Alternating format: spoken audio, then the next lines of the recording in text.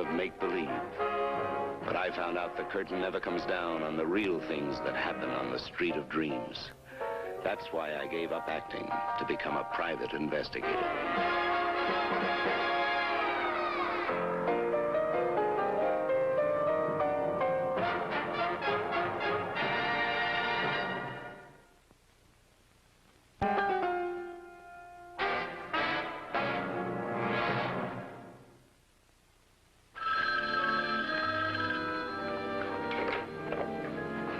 Good evening, please. This is Penthouse on Mr. Johnny Midnight. Oh, hello, Mr. Marshall. Yeah, he's here, but he's kind of tied up. It's Joe Marshall. Never fails. Hello, Joey boy. Oh, sorry, I can't talk to you right now. No, there's a television program I've got to watch. Turn the set on, will you, Aki? Yes, I know you're one of my oldest friends, but in exactly 1 minute, an even older friend is going on the air for the first time, and afterwards, I'm taking her out to dinner. No, you can't join us. Now, look, be a good boy and get lost, will you? Thanks. Hey, we just made it in time. We live right. This program is called Personal Visit. My name is Thomas J. Barrow. Tonight it is our great privilege to call on a charming lady whose work with disabled children has endeared her to all of America. She lives in this fine old mid-Manhattan house not far from the theatrical district she once graced with her magnificent acting. Her television debut tonight marks her first public appearance since she retired from the footlights in 1942. I'm honored to present, still, the First Lady of the American stage, Miss Helen Vernon. Good evening, Miss Vernon. Good evening, Tom. How does it feel to be in the public eye again after all these years? A little disconcerting. I always did have stage fright on opening nights. Though I'm trying to hide it from my best-loved critic. Tom, I want you to meet my daughter, Angela. How are you, Angela? Fine, thank you, Mr. Barrow. But you mustn't believe that I'm Mother's critic. There's nothing to criticize. You're a lucky woman, Miss Vernon, having such a loyal daughter. I'm the lucky one, Mr. Barrow. Most children just happen to their parents. You chose me. I'm an adopted war orphan, you know. Now, Tom, you must meet the third member of my household. She's been with me so long I'd be lost without her. This is Ilse Branson, my secretary, housekeeper, and closest friend. You must be very proud of that introduction, Ilse. I am, Mr. Barrow. Tell me, do your duties include looking after the famous Helen Vernon dolls? I wouldn't trust myself to touch them. They mean so much to Helen. She'd die if any of them got broken. Miss Vernon, everybody's heard about your fabulous collection of dolls. Is it true you're going on a personal appearance tour with them? Yes, Tom. The proceeds will go to the Children's Hospital. I can't think of a worthier cause. Tell me, how did dolls become your hobby? They're more than a hobby, Mr. Barrow. Their costumes are, well, a history of her career. She practically identifies herself with each doll. What she means, Tom, is that each one stands for a role I've played. Would you like to see them? I would, very much.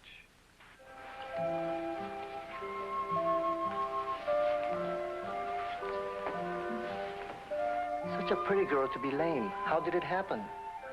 London air raid when she was 3. Helen spent a fortune on surgery, but nothing worked. Every doll here is my mother, Mr. Barrow.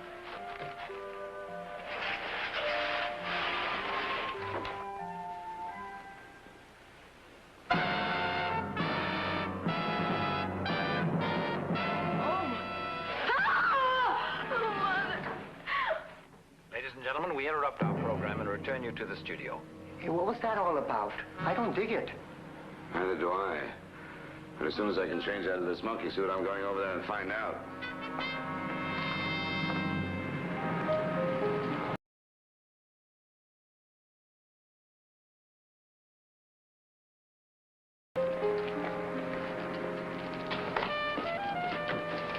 Hold it, Brinsky.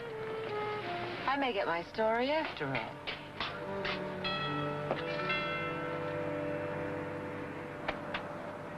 Johnny, I've been hoping you'd come. You saw. Who did it, Angela? We don't know. All those television people could have been anyone. Johnny, who would do a thing like that to Mother? Who could hate her that much? May I talk to her, kitten? You may not. I've got her upstairs, resting. No newspaper interviews. Now, Elsie, you know Johnny's not a reporter. Maggie Jenkins is, and she is with him. I don't know what she's doing in my car. Johnny, phone me later, please.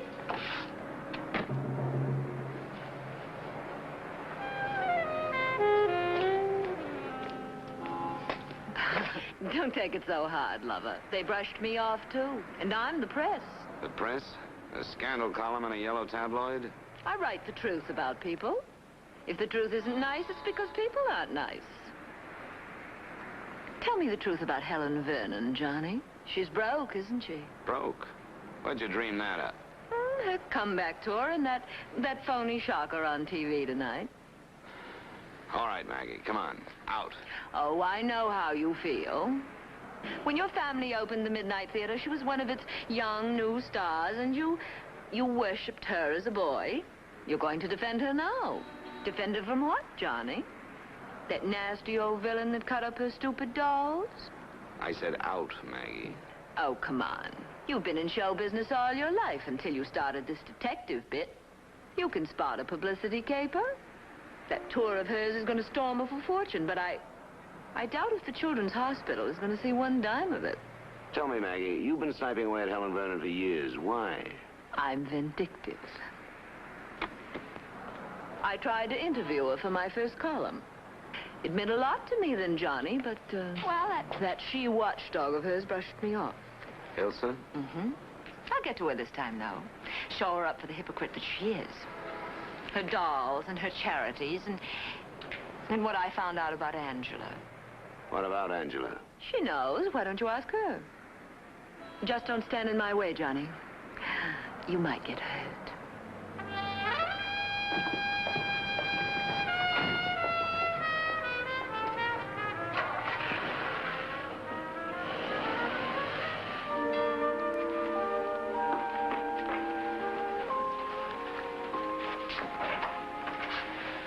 Johnny, I've been waiting ages. The newspapers kept ringing, and every time I thought it was you.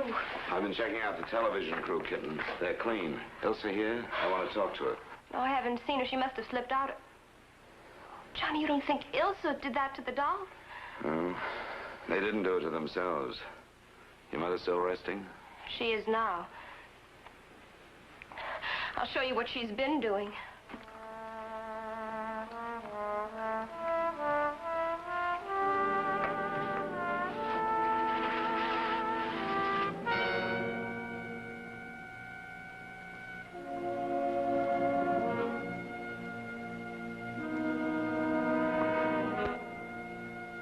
Funeral for dolls. Worse than that. She says that they were murdered and that she'll be next. Let's go upstairs. No, Johnny, you mustn't tell her you know. She's quiet now. You've got to take her away from here, Johnny.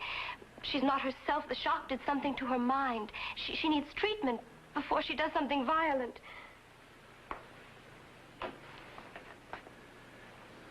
You're asking me to take her to a mental sanitarium? It's for her own good. She trusts you. She'll go with you. We can tell her it's a rest home where the reporters can't bother her. Please, Johnny. You get her ready. I'll bring her somewhere. You won't tell her I told you any of this. Not if I can help it.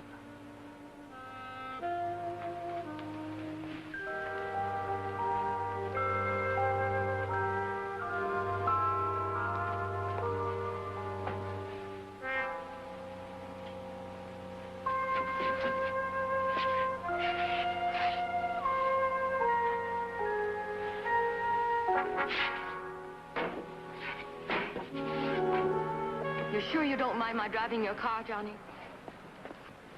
You know, it's been years since I've let anyone drive me. Not even Ilsa? Not even Ilsa. It's funny she'd go off like that without saying anything to anyone. Especially after what happened tonight. Johnny, can you imagine such vandalism? Whoever did it must have been out of their mind. Could be. Don't worry, darling.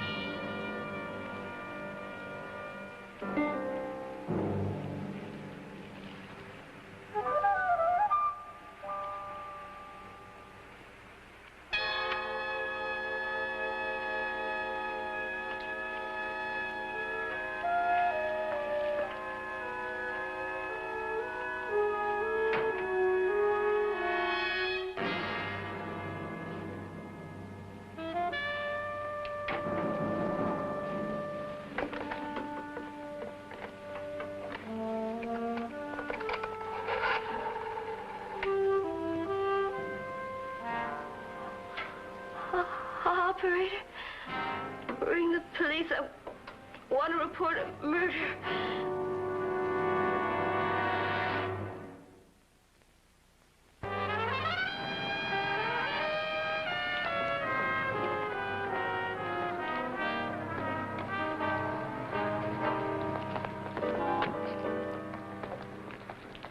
Sorry, Miss Jenkins. When I have a statement to make, it'll be made to all the papers at once. Now, if you'll excuse me.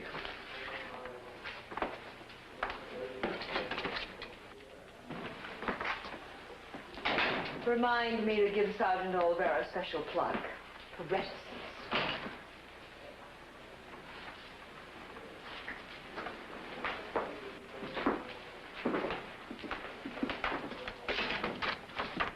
What's the big idea, Lupo, sending your flatfoots up to frisk my penthouse? I told you Helen Vernon wasn't there. Okay, amigo. Where did you take her? And you can skip the amigo bit if this is your Latin idea of friendship. All right, Johnny. I'm a Latin who crawled out of the slums to be a cop. Well, I am a cop. And when a cop deals with murder, he has no friend. Look, Lupo, I didn't mean... Where's Helen Vernon? Sorry, Lupo. She is my client. She's also a fugitive, Johnny. I happen to know you took her someplace for the demented.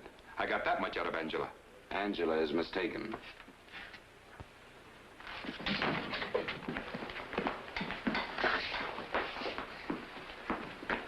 Do you find this interesting, Miss Jenkins?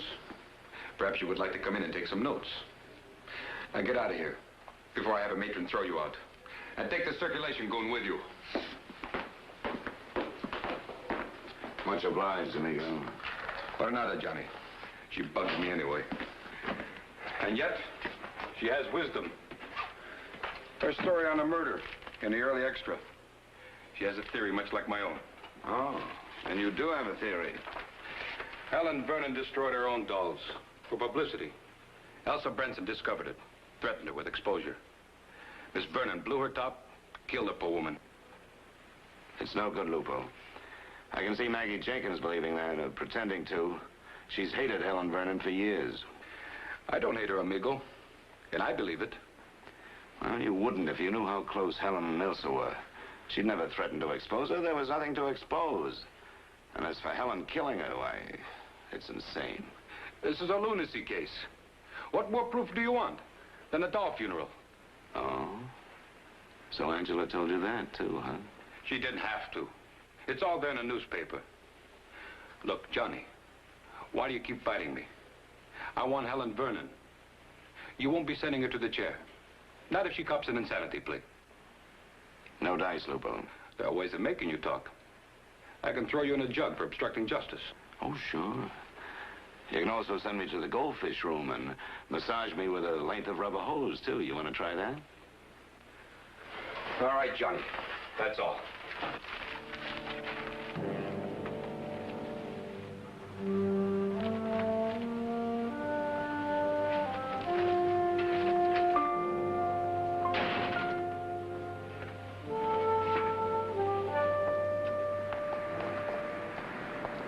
How'd you go, Johnny? Did he get it out of you? No, and you're not going to. Why don't you try Angela again? She seems to pump real easy. That I wouldn't know. It's her mother I want to interview. Tell me where Helen Vernon is, Johnny. I won't tip Olvera. You won't get the chance.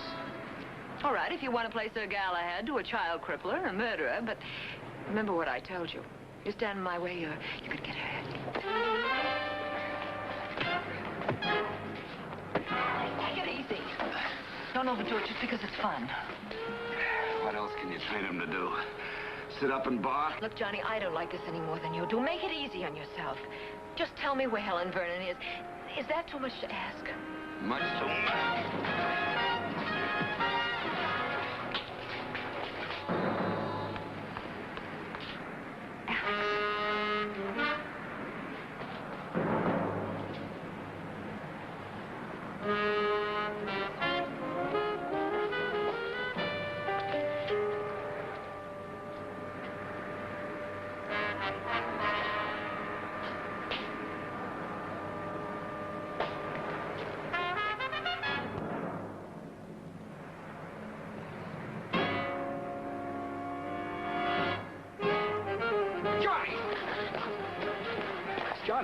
should have taken a chance on your rubber hose. Oh, never mind the cracks. What happened? Well, I ran into the power of the press. Maggie Jenkins' goon? Yeah, but don't worry, Lupo. He'll keep. Right now, I need a bigger favor. Look, nobody gets away with a mugging in front of my own precinct station. Nobody. And don't you get any ideas about heroics. I won't have it. A bigger favor like what? Well, contact the Motor Vehicle Bureau for me. Dig me up the date that Helen Vernon got her first driver's license. And then meet me at my penthouse. And bring Angela with you. You sure you're all right, Johnny? I feel like a dime's worth of dog meat, but I'm not out of my skull, if that's what you mean. I know what I'm doing. I wish I didn't, because if I'm right, it'll break Helen Vernon's heart. One moment, amigo. You pop me a riddle I do not understand. You ask me a favor. I understand even less. You want a favor? I want one, too. Helen Vernon. I'll get her for you, but she's not the one you want.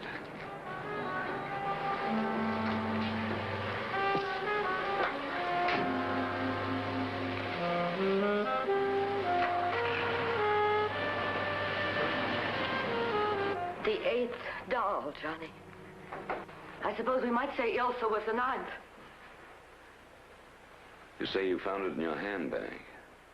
Just a few minutes after you left. Funny. My old dressing room. I never thought the day would come when I'd be hiding in it. For a while, it gave me the feeling that everything was going to be all right. Like going back through the years, back to happier times. As if Ilsa was still alive. As if tonight had never happened. Such pleasant memories, Johnny. The hit shows, the applause, the notices that said the play was in for a long run. I could almost imagine I was young again. I sat here and I saw an illusion. Me, 30 years ago. Getting ready for the opening curtain, making up to go on. I looked for my lipstick, and I found that. And then I knew I was old and hated. Broken like my dolls.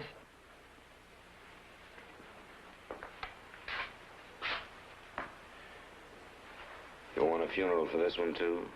Just like the others? Funeral? The others? I don't understand, Johnny. I didn't think you would. I just wanted to make sure. But we both know who mutilated them, don't we? No. What difference does it make? I don't know. I don't want to know.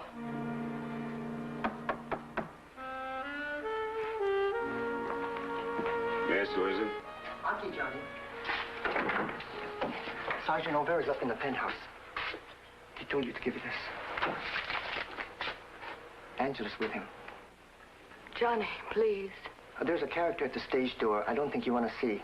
That scandal tabloid tomato, Maggie Jenkins. Something about an apology. Shall I tell her to get lost? No, she might as well be in on the rest of the story. Have her wait 5 minutes and then bring her up to the penthouse.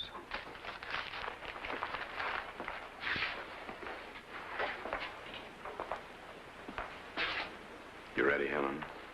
No. The police can come down here. I don't want Angela to see me being taken away to prison. You won't be taken to prison. Oh, yes, I will. I killed Ilsa. You can't protect Angela now. She's got to face her own music. Come on.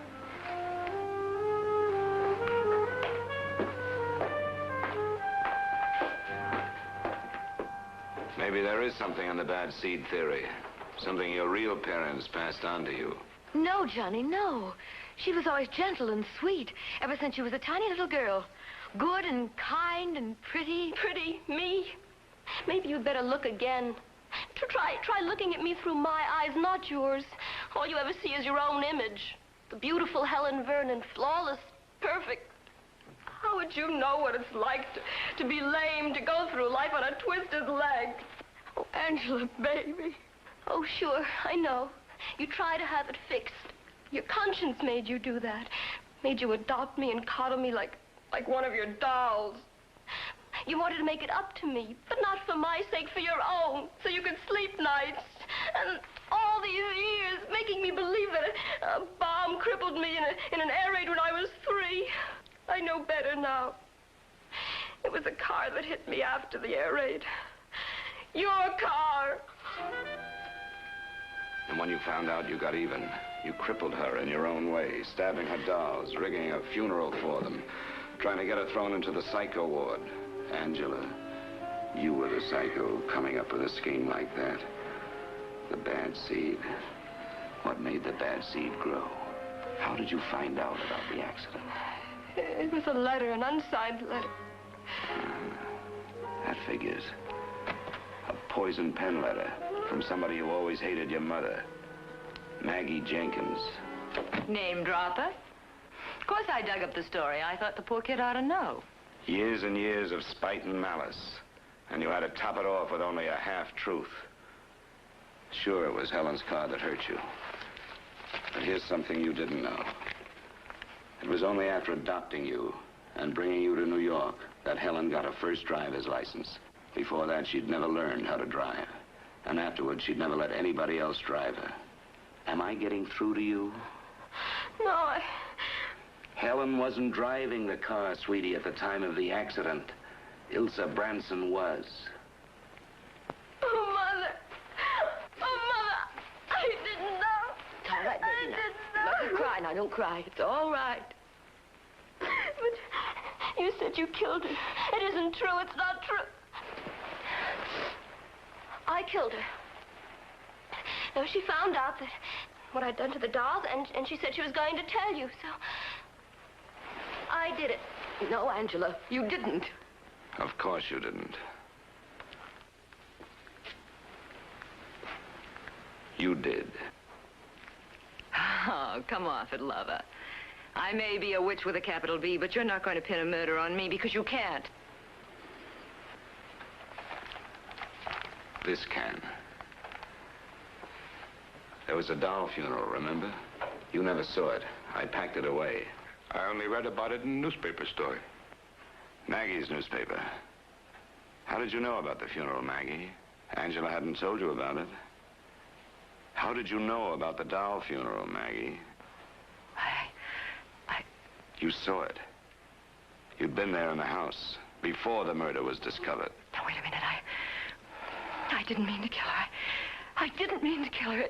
It was just an accident. I wanted an interview, and I went in through the sewing room window, and that Branson woman caught me. She was as big as an ox. It was self-defense. I grabbed the scissors, and I didn't mean to kill her. I didn't mean to kill her. I didn't mean to. I didn't mean to.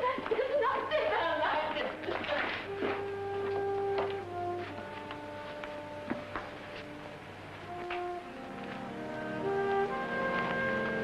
How do we always come up with these third-act curtains, Johnny? We live over a theater, Rocky.